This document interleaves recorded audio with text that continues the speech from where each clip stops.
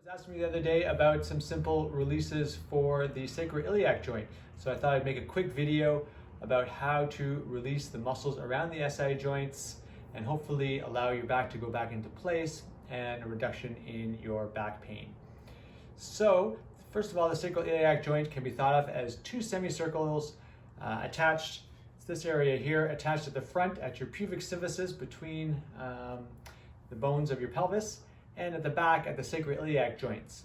So let's say you have predominantly right-sided lower back pain. One of the causes could be that your sacro-iliac joint is out of place. This can happen either anteriorly or forward, or posteriorly or reverse, posterior or backwards.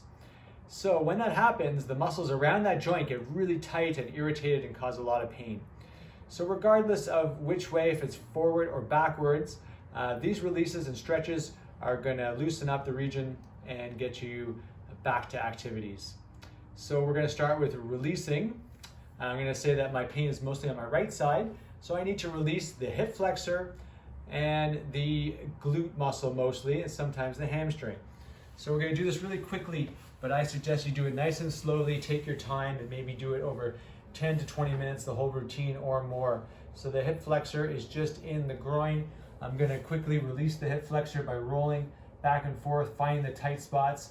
When I find the tight spots, I'm going to roll side to side, up and down to release it.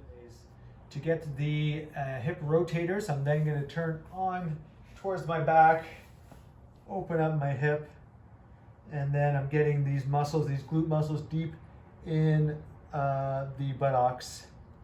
And you can use a roller, ball, whatever's at your disposal. If you have really tight hamstrings, that could also be one of the problems.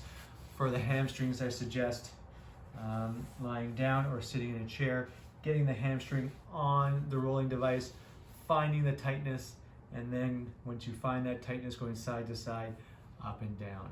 So that's releasing the muscles around the SI joint. Now we want to stretch the area to allow the hip to go back into place.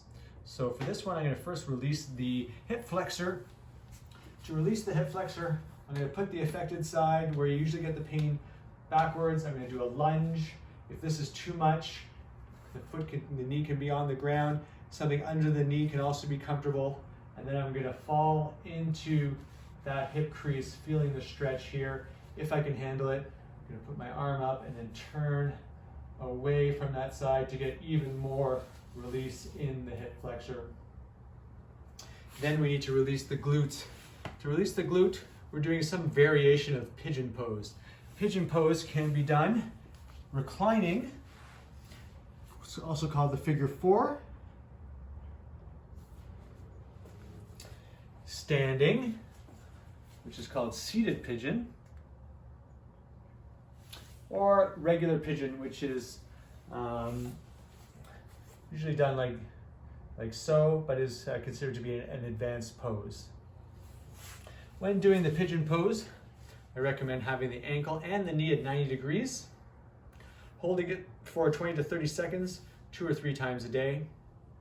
If you do that on both sides and you release your hip flexors as well as your hip rotators, the hips can then come back together and take the pressure off and reduce your back pain.